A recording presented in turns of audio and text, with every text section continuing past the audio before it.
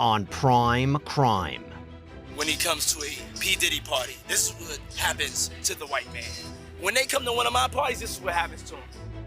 One of entertainment's biggest powerhouses comes crashing down. I was up, but I made no excuses. I'm disgusted. I'm so sorry. A year ago, Sean Combs stood in Times Square and was handed a key to New York City. Today, he's been indicted and will face justice. He's dealt with every challenge in his life, and he's not guilty. He's innocent of these charges. As his controversial past faces questions that could reveal long-buried secrets. For myself, and I think a lot of other people in this industry, I mean, it's all a shock.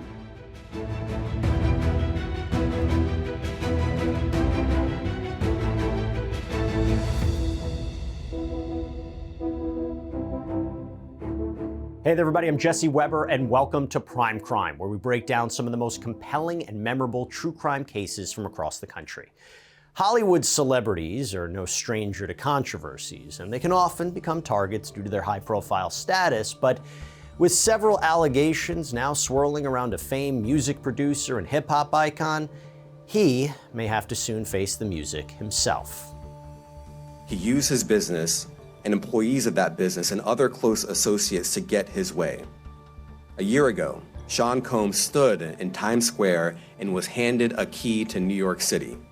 Today, he's been indicted and will face justice.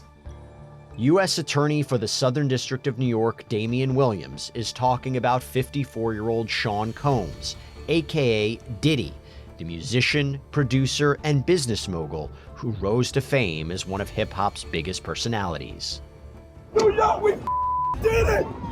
Harlem, we did it! Mount Vernon, we did it! The Bronx, we did it! Let's go! The key to the city! Yeah. But now, Combs is charged in a federal indictment, accused of sex trafficking and racketeering. How did we get here exactly? To answer that, we have to venture back to Combs' rise among the Hollywood ranks. Diddy was born in Harlem after his father was murdered. He went to an all-boys Catholic school and then went off to Howard University. And that's when he started throwing these parties. And Diddy was always the life of the party. What's up, y'all? Coming to y'all live from London. Extremely humble, grateful, and blessed. Just got nominated for a Grammy. Eventually, he obtained an internship at Uptown Records, and that is where his career in music begun. Today's honoree is the first male rapper to be honored on the Hollywood Walk of Fame, honoring Sean Diddy Combs. Not only is he a rapper, not only is he a music mogul, this individual is a legend. Who knew that this bad boy was going to turn into a great man? By 1990, he's working as a talent director for Uptown, but he hits it big 3 years later when he starts Bad Boy Entertainment. From there, it just explodes. He's signing people as a producer, big names like Notorious B.I.G., Usher, Mary J. Blige. It's music, it's fashion with Sean John, where he's a founder. He was literally the top of the world when it came to music, entertainment, alcohol, anything that he touched. He had the Midas touch. Congratulations. Let's get that chair shot one more time to make sure y'all got it. And over here with the cheers. Love it. His empire extended well past his kind of rapping career. That's where he was making more of his money, actually, was off of his, I guess, material empire. He seemed to be really dedicated to being successful in the industry, and he decided that instead of following someone around, he would make his own way, and he did that. He also is presumably a family man. He has been in some very public relationships. There's Kim Porter. I think we all remember his relationship with Jennifer Lopez. He has 7 children, and he really takes pride, at least publicly, in being involved as a father. It's no secret how prominent Combs has been in the music and entertainment industries, and not just for his own work. He just knew how to spot talent. At one point, Diddy had his hands on everyone's career. It seemed like every artist that was on the chart at one point was Bad Boy. He makes himself out to be someone that people think they want to be. He lives the life that people think they want to live, where it's glamorous, you're flying around, you're on yachts, you dress nice. He was known for throwing parties. The problem is when you have that culture and you don't have people telling you no, you don't have parameters and guidance. And it just seems to get more and more extreme. Everybody know ain't no party like a Diddy party, so.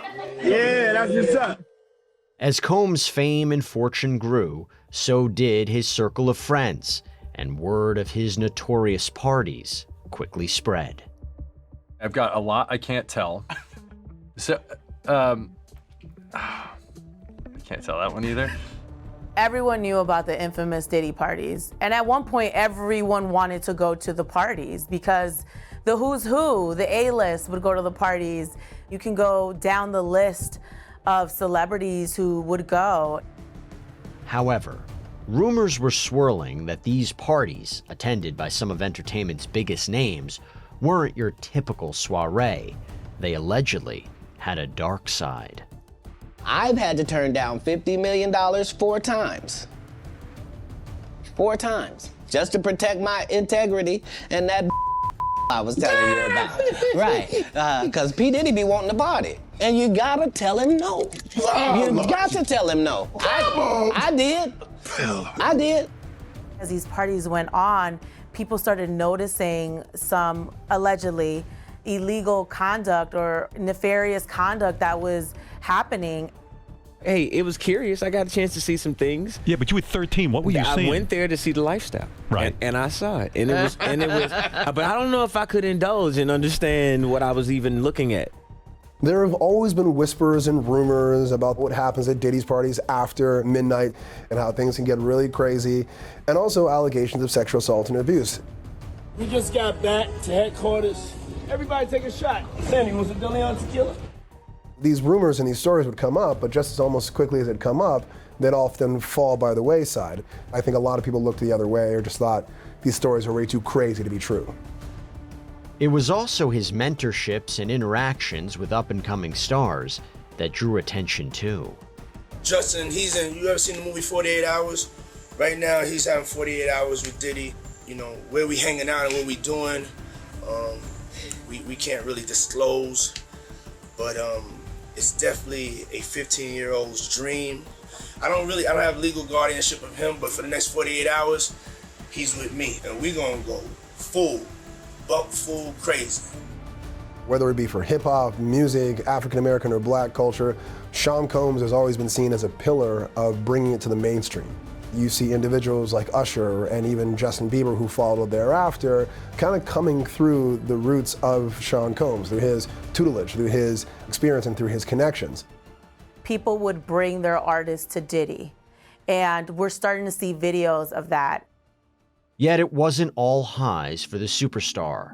Over the years, Diddy's fame came with several run-ins with the law, one of the most infamous being Combs' arrest in 1999.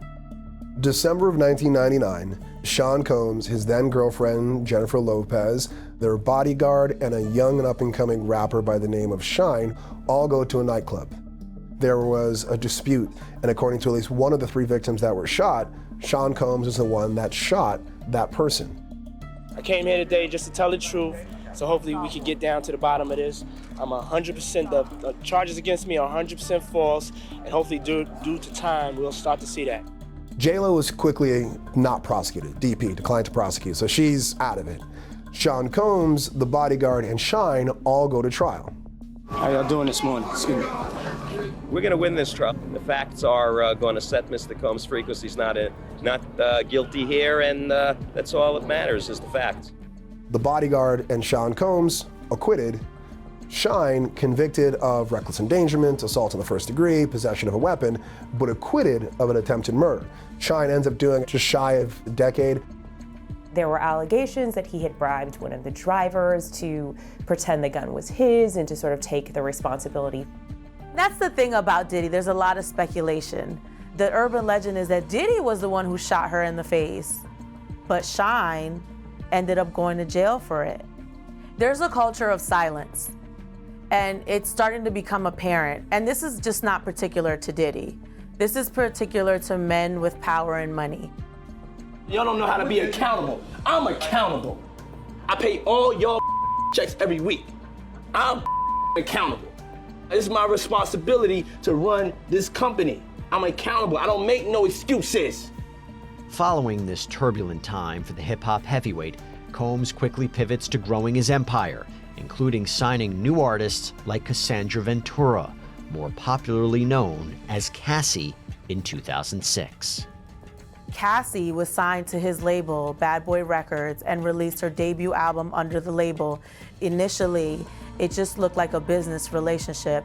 Later on, there were rumblings that there was a romantic relationship going on. Tell me about what you're wearing. This is Nora Tuvu, and it's French designer. I'm wearing Rick Owens and some Louboutin shoes.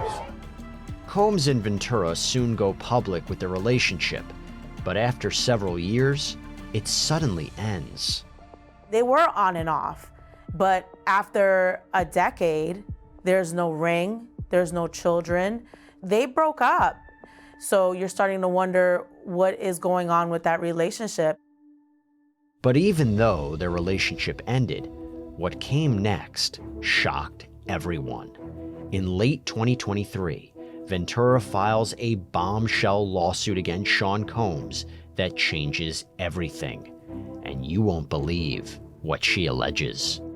We had no idea at the time the tumultuous nature of their relationship. We didn't know what she was going through.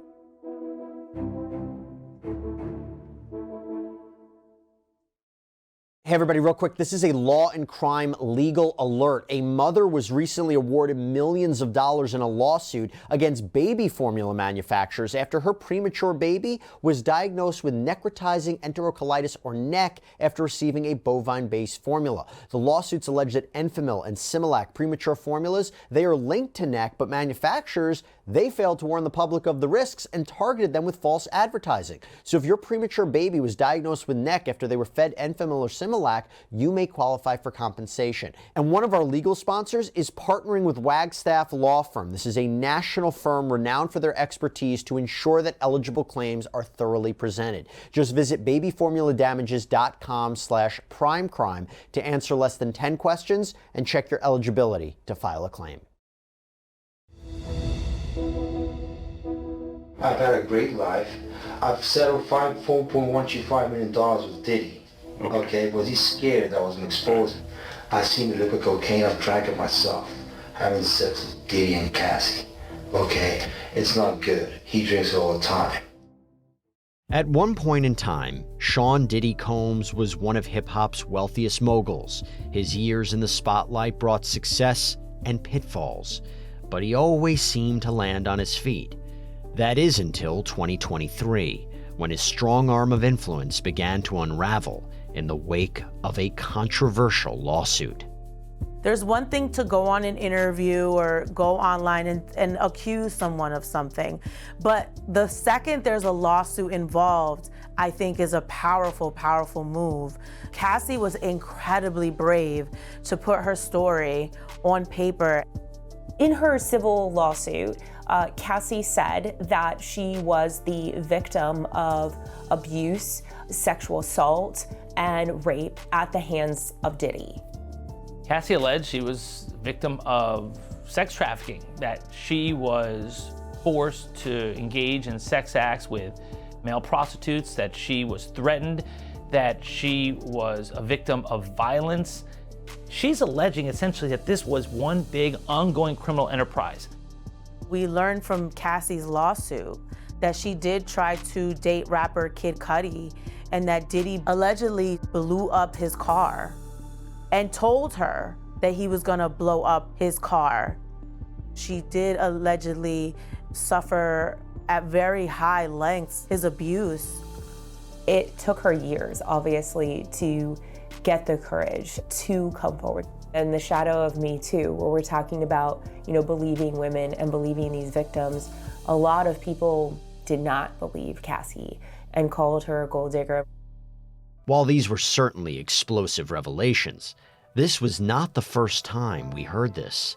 Back in 2018, a seemingly random interrogation of a suspect in Florida in an entirely unrelated case now may be a crucial clue.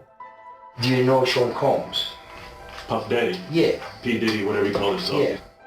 Jonathan Odie is a sex worker, stripper, porn star, and in 2018 he was arrested for basically shooting up Donald Trump's Miami golf course.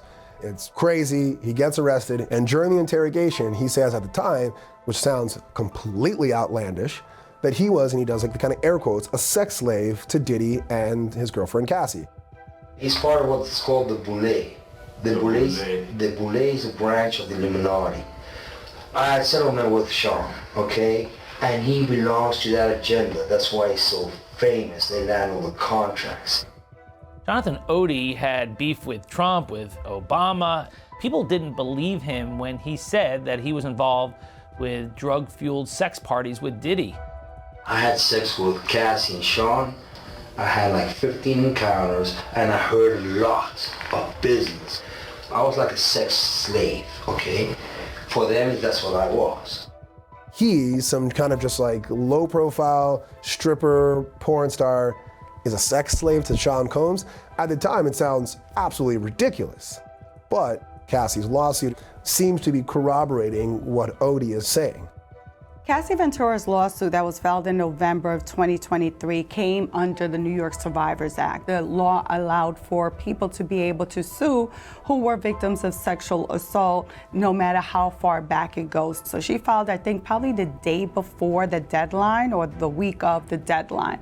It was settled within 24 hours of the filing itself for an undisclosed amount. Once she filed her lawsuit, that was the catalyst to this entire investigation, and I think opened up the floodgates. While Ventura's lawsuit is resolved very quickly, this gets the ball rolling as several other people come forward with lawsuits and accusations of their own, including one which definitely raised some eyebrows. Probably the largest name and the largest recognition being Rodney Jones, who is a music producer. In Rodney Jones's civil lawsuit, he alleges prostitution, RICO, sex trafficking, and potentially the trafficking of minors. He himself was a victim because he was also coerced into performing sex acts. Stop playing. You heard? My boy want that check. No human harm. Just saying. Rapper vibes. Whoa! By Monday. Want that money by Monday, Diddy. Little Rod goes into a lot of detail about the violence, the threats, stealing money from Little Rod, and he was just thrown aside by Diddy as just a kook, as someone who's a hanger-on, someone trying to get money. But he provides corroboration to Cassie. I think that because Cassie's lawsuit had settled, that other people started filing lawsuits in the hope that their cases also end up with a big payday. Even Combs' son, Christian Combs, is implicated, facing a lawsuit of his own. Christian Combs, earlier this year in April of 2024, was accused, and there was a lawsuit filed against him for allegedly drugging someone and trying to have sexual relations with them. That's very similar to the situation that's going on with Sean Combs. She was someone who was hired to be a worker on that boat. So it's not like she volunteered to participate in a certain lifestyle or was someone coming to a party that she knew what would happen at the party. She thought she was doing a job. And as these civil lawsuits increased, often silence spoke louder than words.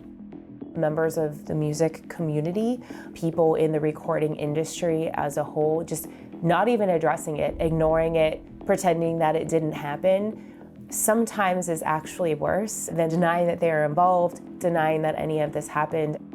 Prior to these cases, even prior to the shooting, there wasn't a lot of negative attention around Diddy. He was this young guy that partied. There's been a lot of things said about Diddy over the years. So when you hear stuff, you almost don't know if it's true or not. Not everyone with a Sean Combs story has filed a lawsuit. Other celebrities have come out with their own allegations, and they take it straight to social media. We walk in and there's all these ladies there wearing their club gear, and Kanye and Diddy are already completely up. Diddy hands me a drink. Immediately I'm like, there's something in this drink. I turn and my manager's walking out. The music's low, the lights are dim. I realize that I'm in the studio with Diddy and Kanye, and there's 3 other men and me, alone. I'm not in the industry anymore. I'm not filing a lawsuit, so I'm not getting paid. I'm not looking for clout, because who gives a about me? So why would I lie about this? As this man, known for his association with luxury, fame, and a wildly successful media empire, finds himself at the center of multiple career-ending allegations, what is soon revealed is worse than anyone could imagine. Puffy beat the out of her. I shouldn't say that because we're trying to protect her image, but he beat the out of her.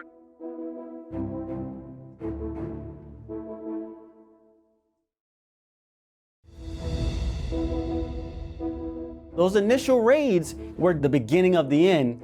They wanted to make sure that what the people were telling them was accurate and that they would be able to find evidence to back it up. And of course, they did. Amid several lawsuits and allegations of questionable conduct, rap icon Sean Combs is also under criminal investigation. And on March 25th, 2024, with search warrants in hand, federal agents take action at 2 of his houses, one in Miami, the other in Los Angeles. They did that to make sure that they would not raid one property and he would be able to clean out the other. They wanted to go into both of his main homes at the same time and get whatever information they could. What they were investigating was human trafficking, sexual assault, and solicitation and distribution of illegal narcotics and firearms. Let's just say it doesn't look good. Again, we pray that P. Diddy has nothing to do with this, that he's innocent of all the allegations being leveled against him. But it ain't a good look at all. During the raid, dozens of agents searched the properties thoroughly to make sure that they hit every single secret entrance or room, looking for anything that would point to illegal activity that was happening on the properties. The civil lawsuits meant everything for the ultimate criminal investigation of Diddy and the raid. Without the civil lawsuits, I don't think the feds would have gotten involved. They wouldn't have known about this. It was Ronnie Jones's civil lawsuit, in my opinion, that actually started the raids. Ronnie insinuates that there's videos of all of this. He was the one that said that there are tapes in Diddy's homes in LA and Miami. And then lo and behold, March 25th, just weeks after Ronnie Jones's lawsuit, they go and search those exact same homes. In Jones' sexual assault and harassment suit, he went so far as to claim that Combs had hidden cameras in every room of his homes, and that he had, and I quote, compromising footage of every person who has attended his parties.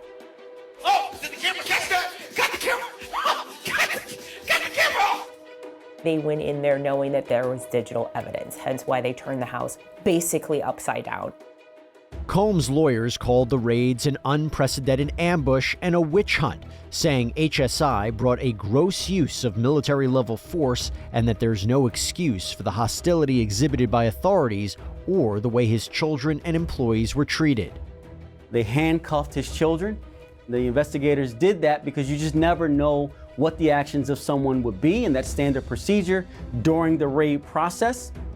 The fact that we know Diddy is armed, the fact that we know that he has bodyguards, all of that information is what also caused the federal government to go in there in a very tactical way. I know they've gotten some flack for that, but that was actually the appropriate thing to do. They did find guns, mostly AR-15s and other weapons with the serial numbers taken off. They found drugs. They did find ketamine. But it was the digital evidence that really got people talking. Once they got a hold of this digital evidence, they started processing it. And they started looking for the individuals that were on the videos. And they were able to take statements indicating that they were being held against their will and they were participating in these acts against their will. People lie, but video does not. And if he's on these tapes that shows him involved with the sex acts, perhaps involved with violence as a perpetrator, yes, that could be used against Diddy. There was a time when almost everyone only had glowing things to say about Sean Combs. But after the lawsuits, and particularly the raids, that all changed. For myself, and I think a lot of other people in this industry, I mean, it's all a shock. Everybody is still trying to digest it and still trying to understand it. And even though, you know, there's still allegations and it's not anything that's factual yet, it's hurtful and it's confusing to a lot of people. You see a lot of celebrities trying to scrub their pages of those connections. People started to either silently distance themselves or come out and saying, I hope this leads to justice. It's a separation, and that separation would not only be removing pictures or videos from your page, but things that are gonna last forever, like your music.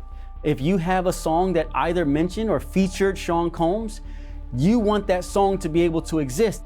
So if his name is mentioned, they may remove his name. And also, you had some people like 50 Cent really pushing the issue and saying, I told you so. This is who I told you he was. These are behaviors and things that with drugs and all the stuff that's going on, pills, drinking, it can make this man into a monster, and that's what it did, bro. Diddy had a lot of fans and a lot of hangers-on, and now he's radioactive. Puffy, your life is in danger because you know the secrets, who's involved. When you go to prison, do not do your time going by Brother Love. Brother Love is not a good code name for prison. We're starting to find out people knew.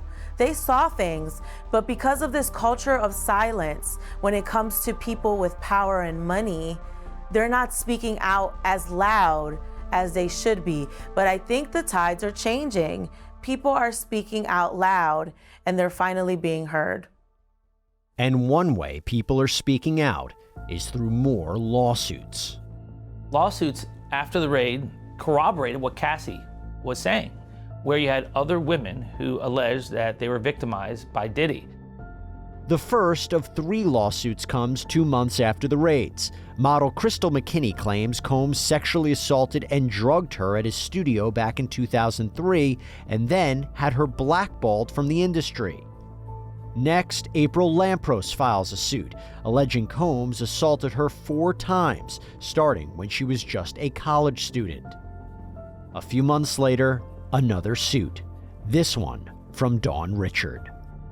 Dawn was a part of Danity Kane, which was a music group that Sean Combs was managing, was promoting. Dawn Richard was hand-selected by Diddy to be part of this band. What's extra powerful, though, is that she apparently was a witness to the violence allegedly committed against Cassie, saying that she saw Diddy strike Cassie. So this is part of the elements of sex trafficking. You have to show force, fraud, or coercion. Well, this is force. And there's another shocker. Dawn Richard also claims she witnessed Combs engaging in sex acts with young girls.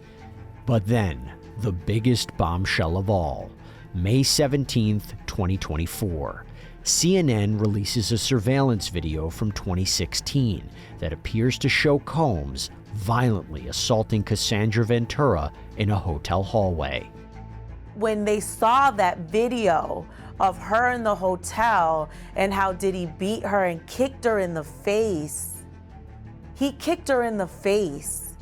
That really changed the energy around these allegations. And I think that really solidified, oh no, some of these things may be real. I think the video shocked the world and made people realize that she was telling the truth, if there was any doubt of it before. The weight of this video isn't lost on Sean Combs. He reacts quickly with an apology. I was up. I mean, I hit rock bottom. But I make no excuses. My behavior on that video is inexcusable. I take full responsibility for my actions in that video. I'm disgusted. I was disgusted then when I did it. I'm disgusted now. I'm so sorry. He had to apologize after the video came out, and I'm sure it led federal investigators to think there's a lot more to it. The video corroborated what she was saying. It made Diddy look like a liar. Coming up, could Sean Combs' empire come crashing down? Breaking news, music trailblazer Sean Combs, also known as P. Diddy, has been arrested by authorities in New York City on federal charges. He was taken into custody at the Park Hyatt Hotel this evening.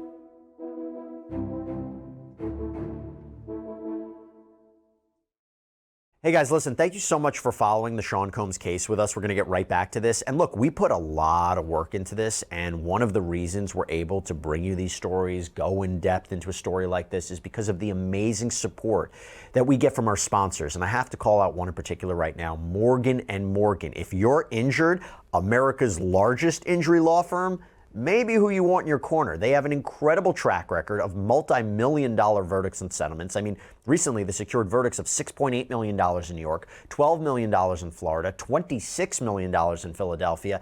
And mind you, these are all considerably higher than the highest insurance offers in these cases. And even if your case isn't worth millions of dollars, Morgan & Morgan will fight for what you deserve. There's no upfront fee. The whole process can be done straight from your smartphone. You can see if you have a case in just 8 clicks or less. So if you're injured, you can easily start a claim at forthepeople.com/primecrime. Today I'm announcing the unsealing of a 3-count indictment, charging Sean Combs with racketeering conspiracy, sex trafficking, interstate transportation for prostitution. 6 months after the raids on Sean Diddy Combs' houses and a flood of lawsuits, on September 16, 2024, the self-proclaimed bad boy for life is officially arrested on federal charges. Between at least 2008 and the present, Combs abused, threatened, and coerced victims to fulfill his sexual desires, protect his reputation, and conceal his conduct. Sean Combs led and participated in a racketeering conspiracy that used the business empire he controlled to carry out criminal activity, including sex trafficking, forced labor, kidnapping, arson, bribery, and the obstruction of justice. But there's one element to the indictment that stands out more than anything else: the freak-offs. I think the freak-offs were the most shocking thing in the indictment. It's one thing to know that he had wild parties. The fact that Diddy filmed himself and filmed others showed that he thought he would never get caught. Combs used force, threats of force, and coercion to cause victims to engage in extended sexual performances with male commercial sex workers, some of whom he transported over state lines. And he often electronically recorded them.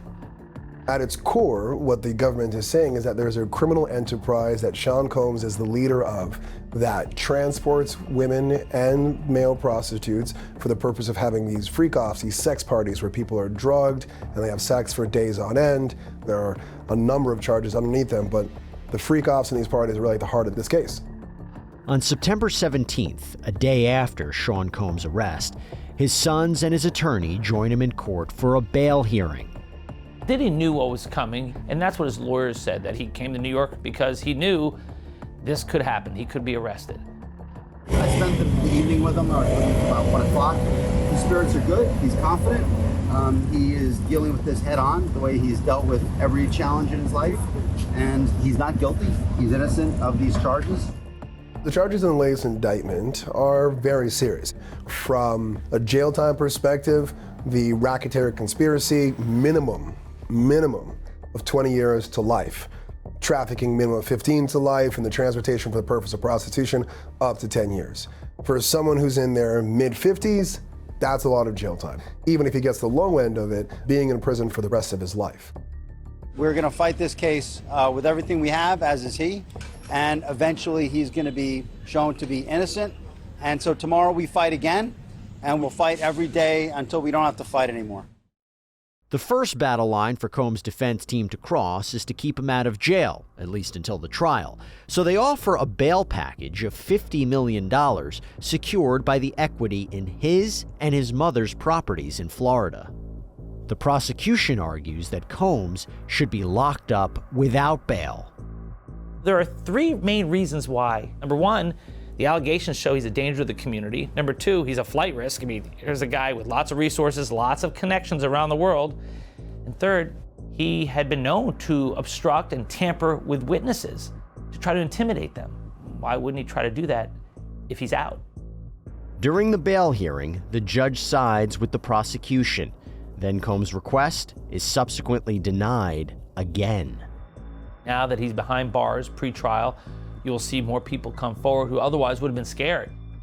I was disappointed in the judge's decision because with such a bail package that was presented, it was more than enough to secure his presence in court. But to have him detained without being convicted, I think is cruel and unusual punishment. At the time of this recording, Sean Combs is being detained at the notorious Metropolitan Detention Center in Brooklyn until his case goes to trial. Can you describe the conditions of the food is inedible, from what I've been told. It's way too hot in the summer. Sometimes there's no heat at all in the winter. The toilet water has been known to freeze. It's violent. Someone like Mr. Combs, might be a target. You go from living large with your multi-million-dollar mansion and your private plane and your fancy cigars to living in a rat-infested detention facility until you're wearing an orange jumpsuit and a pair of steel bracelets. It's not real. Now it's real. And one question on everyone's mind: will anyone else go down with Sean Combs? As a defense attorney who practices in the Southern District of New York, there will be people who are reaching out to defense attorneys such as myself who are worried and concerned that a subpoena is coming and that they too could be involved in a potential prosecution. Definitely other people will be subpoenaed. I'm curious to see whether other people have been mentioned and the prosecution has struck deals with them to have them cooperate and testify against Sean Combs, or whether down the line there'll be additional charges and additional defendants on the indictment. We are not done. This investigation is ongoing, and I encourage anyone with information about this case to come forward and to do it quickly. You said we are not done and that Combs did not do this alone. Do you foresee that there could be other charges related to this case? I'm not taking anything off the table. No one wants to be mentioned in the same sentence as Diddy right now. No one wants to be in that neighborhood. I want to express my deep appreciation for the victims and witnesses who have used their voices and helped bring this criminal conduct to light. We would not be here without them. While D.A. Williams mentioned both victims and witnesses in his news conference, in the actual indictment, no victims are listed specifically, but one is implied. When we look at the indictment, they mention victim number one. But when you look at the allegations, specifically about a hotel incident that was captured on video where allegedly Sean Combs had beaten on Cassie Ventura, you can only infer that the person that they're talking about as victim number one is Cassie Ventura. So other victims haven't been named in the indictment itself. It could be possibly because when it comes to sexual assault cases, usually you do not mention their name, you keep them under a pseudonym. Besides the victims' names, something else was left out of the indictment: the allegation that minors might have been solicited or abused at Combs' events, as some of the lawsuits claim. I think the issue of minors as victims will come up because of the testimony of Don Richard, who alleged that there were minors who were victims here. It just hasn't been charged yet. In Ronnie Jones's civil lawsuit, he alleges potentially the trafficking of minors. Then, it's announced a slew of new lawsuits will be filed, and minors are mentioned again. The wall of silence has now been broken, and victims are coming forward. We now represent 120 individuals who intend to bring civil claims in civil court against Sean Diddy Combs, as well as claims against many other individuals and entities that we will name as defendants as we file these individual cases. How many minors are making accusations in total, and are the feds aware of the allegations of minors in the case? I don't know what the feds are aware of, okay, but I do know there's 25 out of this 120. So, given all the videotapes, personal accounts, and lawsuits, will this trial of Sean Combs be an easy win for the prosecution? I don't think that this case against Sean Combs is a slam dunk for the prosecution, but I do think it's a layup on a 5-foot rim. I think it is a very easy case for them to put together. The strength of the prosecution's case is the multiple individuals who have come forward with similar stories. The victims are the key here. And when those allegations are corroborated by others who say similar things, that's the strength of the prosecution's case. The prosecution has to prove in this case that people were in fact sex trafficked, meaning that people were brought in to perform sexual favors and sexual acts for someone else for Sean Combs' benefit. Do they have the text messages? What comes out of the cell phone extractions? What is in these videos, these surveillance videos? What has been captured? Is there any statements that have been made by Sean Combs? The cooperators, what information they have, and can they testify against Sean Combs? At this point, we don't know because it hasn't been disclosed and it's still too early on. This is a high-stakes prosecution, and the feds are going to cross every T and dot every I. You don't want to lose a case when the entire world is watching. As for the defense strategy, Sean Combs' lawyer has already provided some clues in his bail letter and other statements. His attorney has said that he is going to employ the defense that, these were all consenting individuals. Everyone wanted to be there and everyone was partaking in all of this. That's one of their strongest points, that these freak-offs are between consensual adults, and it's not a crime to be a freak or to engage in sexual activity with multiple partners. What makes it illegal is whether the person committed those acts under fraud, force, or coercion. I think Sean Combs will likely take the stand. It's in his benefit, and he has the personality, the persona, and the experience speaking to people in order to be successful at doing so. He testified in his last trial and he got acquitted. He's a man who knows what it's like to have a jury of 12 New Yorkers look at you and say not guilty. And he's looking forward to that happening again. Right now, the defense probably feels okay about their chances, but I think that's going to change if and when the feds start adding additional victims and have perhaps a superseding indictment that could be a game changer. If the federal government comes for you in an indictment, you're probably going to go to jail. They really don't mess around. Feds have a 97% conviction rate for a reason. They've got lots of resources. They take limited cases, so they're not filing cases they don't think they can win. With the criminal trial temporarily scheduled for May of 2025, there are still a lot of unknowns. Will big-name celebrities be called to testify? Will big-name celebrities be indicted as co-conspirators? Who's going to snitch first? Who's going to get that deal? If there are other individuals, will there be more charges for them? Is that going to take kind of longer to come out? Who saw what? Who knows what? Was this common knowledge? Did people know? Did people on the inside know and didn't say anything? However it all plays out, it's sure to be life-changing for many people, alleged victims, witnesses, and the accused perpetrator himself, Sean Diddy Combs. Whether or not he actually serves prison time, his trial could be the culmination of a long and dramatic fall from grace. Sean Combs, the mogul as we know it, is over. He will never be that person again, even if he's found not guilty of these charges.